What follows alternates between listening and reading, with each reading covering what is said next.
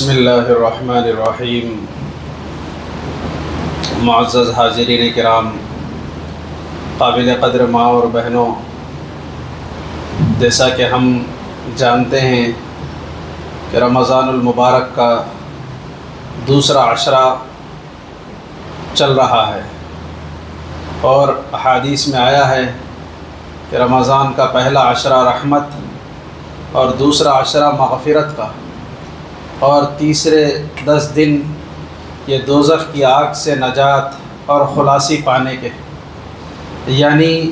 بندوں کو کوشش اور جستجو میں لگے رہنا چاہیے کہ مغفرت کا عشرہ آ گیا تو میں مغفرت کو حاصل کرنے والے کیا کام کر رہا ہوں، کیا میں مغفرت کی سمت آگے بڑھ رہا ہوں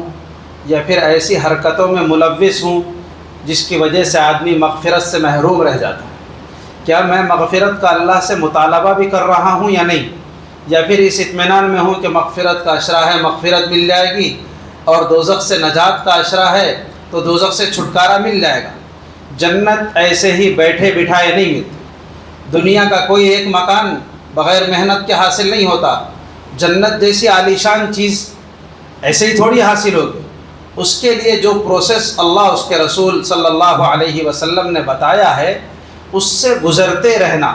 خود اللہ کے نبی صلی اللہ علیہ وسلم بے فکر ہو کے بیٹھے نہیں رہے، جب یہ راتیں آ گئی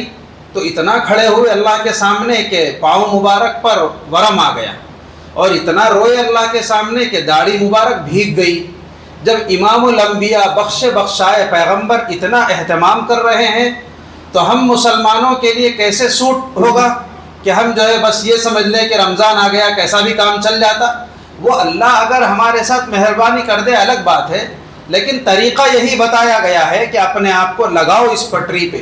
اپنے آپ کو ڈالو ان ترتیبوں پر، تو ہی تم کو وہ چیز مل سکتی ہے۔ تو بہرحال ایک طرف ہمیں اس کی فکر کرنا ہے، اور دوسرا یہ ہے کہ اس وقت رمضان اب بڑی تیزی کے ساتھ نکلے گا، تو اب اس وقت کیا ہوتا ہے، ہمارے ذہنوں پہ جو فکر ہوتی ہے وہ بہت معمولی چیزوں کی، اور اسی میں ہم الجھ کے رہ جاتے ہیں۔ مثال کے طور پر عید کی تیاری ہے اور وہ سامان ہے، اور بچوں کی اور ناتا نواسی کی اور گھر کی، یہ بہت ہلکی پھلکی غیر معمولی، یعنی اس کی کوئی اہمیت ہی نہیں ہے، ایسی چیزوں میں ہم الجھ جاتے ہیں۔ حالانکہ اس وقت ہم کو جو چیزیں سوچنا ہے وہ یہ کہ اعمال کے اعتبار سے ہم سے کیا کیا رہ جا رہا ہے، قرآن کریم ہم کتنا پڑھنے کا اہتمام کر رہے ہیں، ترجمے کی طرف ہماری توجہ ہے یا نہیں ہے، اسی طریقے سے کیا ہم نے زکوٰۃ دے دی ہے اگر ہم نے ارادہ کیا ہے یا ہمارے سال کی ترتیب ہے، یا پھر ہم نے فدیے، جو لوگ روزے نہیں رکھتے ان کے فدیوں کی کیا ترتیب بنی ہے، اور صدقۃ الفطر کے معاملے میں اس مرتبہ ہم کس سے دینے کی تیاری رکھتے ہیں، اور اخیر عشرے کا ہم کیا پلان رکھتے ہیں کہ اخیر کی 10 راتیں اور اخیر کے 10 دن ہمیں کیسے گزارنا ہے، اور پھر اس میں ہم کو عبادتوں میں کیا اضافہ کرنا ہے، اور دعائیں جس قدر مانگنا چاہیے تھا ہم اس میں لگے ہیں یا نہیں لگے ہیں۔ تھوڑا سا ہم کو اس طرف آنے کی ضرورت ہے، اس لیے کہ ایک تو ہمارے اعمال بہت کمزور ہیں، اس لیے زیادہ فکر کرنا ہی ہے، اور ساتھ ہی ساتھ اس وقت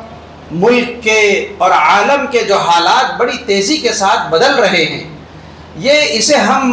کوئی معمول کا واقعہ سمجھ کے نہیں چھوڑنا چاہیے، اس میں بھی ہمارے لیے فکر کرنے کی بہت ساری باتیں ہیں۔ ایک تو یہ ہے کہ جس ملک کے سربراہ یعنی ایران کے صدر کو جو اٹیک کر کے ختم کر دیا گیا ہے، اس کے پیچھے کس کا ہاتھ ہے؟ یہودیوں کا،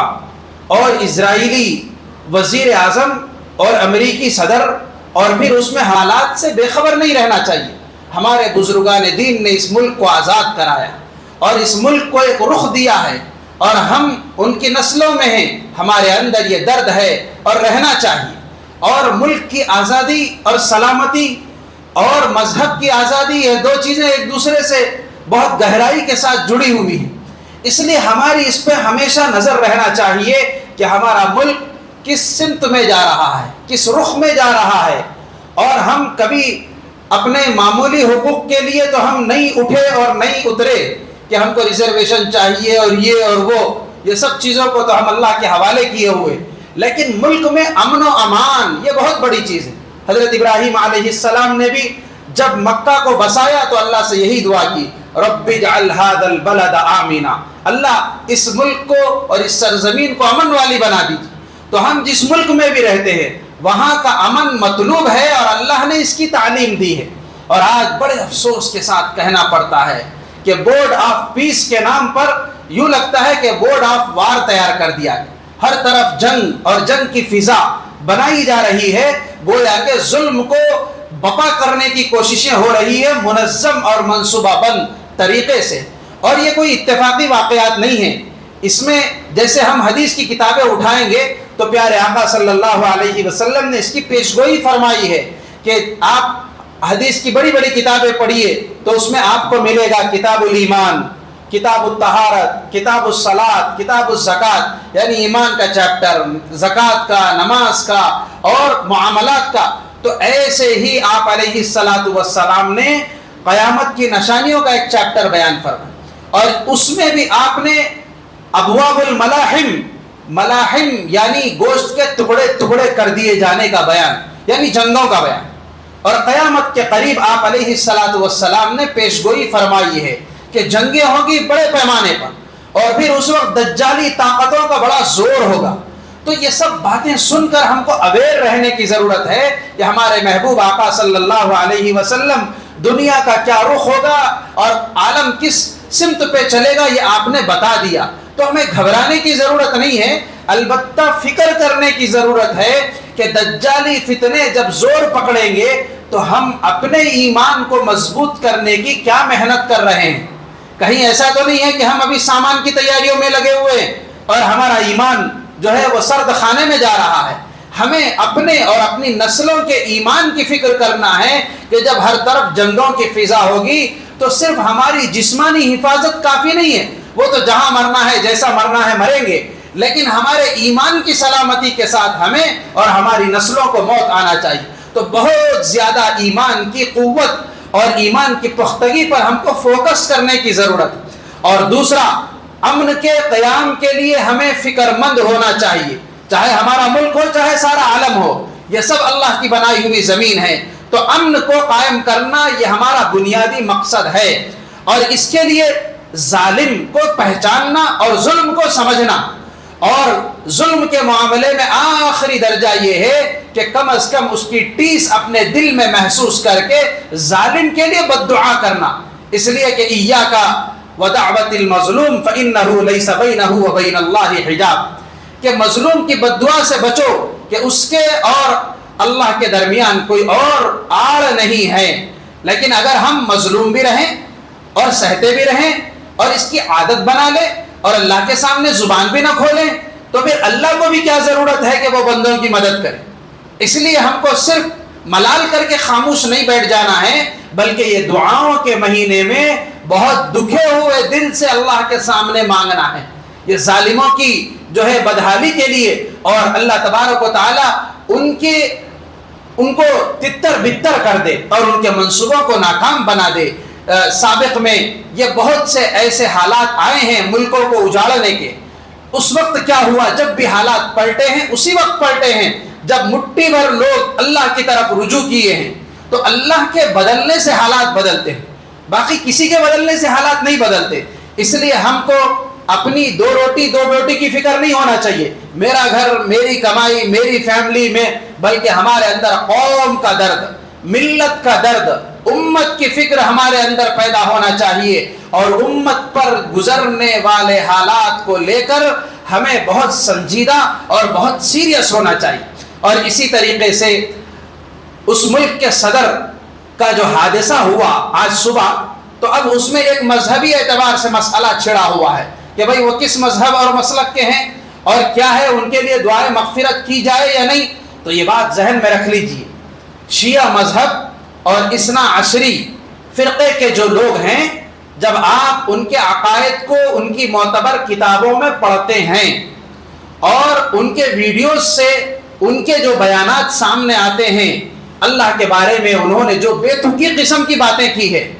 اور انہوں نے اپنے 12 اماموں کو جو نبیوں کے مقام پہ پہنچا دیا ہے، اور انہوں نے صحابہ کے بارے میں جو گھٹیا زبان استعمال کی ہے، اور خاص طور پر ام المؤمنین حضرت عائشہ رضی اللہ عنہا کے بارے میں جو بدتمیزی، جو گستاخی انہوں نے کی ہے، اور اسی طریقے سے خلیفۃ المسلمین امیر المومنین حضرت ابو بکر صدیق اور حضرت عمر فاروق رضی اللہ عنہما کے بارے میں جو ان کے کفریہ عقیدے ہیں کہ نعوذ باللہ ان کے زمین میں مدفون ہونے کی وجہ سے ساری زمین ناپاک ہے، اس لیے وہ ٹھیکری رکھ کے نماز پڑھتے ہیں، اور وہ ٹھیکری کربلا کی مٹی کی ان کے کہنے کے مطابق، اور صرف وہ زمین پاک ہے باقی سب ناپاک ہے، اور قیامت کے قریب امام غائب آئیں گے تو نعوذ باللہ حضرت ابو بکر و عمر کو ان کی قبر سے نکال کر سولی پہ لٹکا دیں گے، تب جا کے کہیں یہ زمین پاک ہوگی۔ ایسے ناپاک ان کے عقیدے ہیں، یہ قرآن کے معاملے میں چینجنگ اور تحریف کے عقیدے رکھتے ہیں۔ تو اللہ کے بارے میں جن کے عقیدے اتنے سطرول ہوں، اور قرآن کے بارے میں اور صحابہ کے بارے میں، اور مین چیز ان سے جو سوال کرنا ہے کہ تم اہل بیت کو مانتے ہو یا نہیں مانتے ہو، یہ نہیں ہے، اصل چیز ہے صحابہ کے بارے میں تمہارا کیا عقیدہ ہے۔ صحابہ میں بھی حضرت امیر معاویہ رضی اللہ عنہ کے بارے میں یہ سب چیزوں کو جب آپ پرکھنے جائیں گے تو سوائے کفر کی گندگی کے اور گمراہی کے کچھ نہیں ملے گا، اور جہاں عقائد اتنے خراب ہوں پھر ان کو صاحب ایمان سمجھنا یہ درست بات نہیں ہے۔ جو لوگ اتنے حد پار کر چکے ہوں، سیدھے سیدھے علماء نے ان کو ایک الگ مذہب کا درجہ دیا ہے اسلام سے ہٹ کر کے، لہذا ان کے ساتھ وہی ہمارا خیال ہونا چاہیے۔ ہم تو ان کی بعض چیزوں کو لے کر کے دھوکہ نہیں کھانا چاہیے کہ صاحب ایمان ہے، اس لیے کہ جو غیر مسلم ہیں ان کے لیے دعائے مغفرت کی اجازت نہیں ہے۔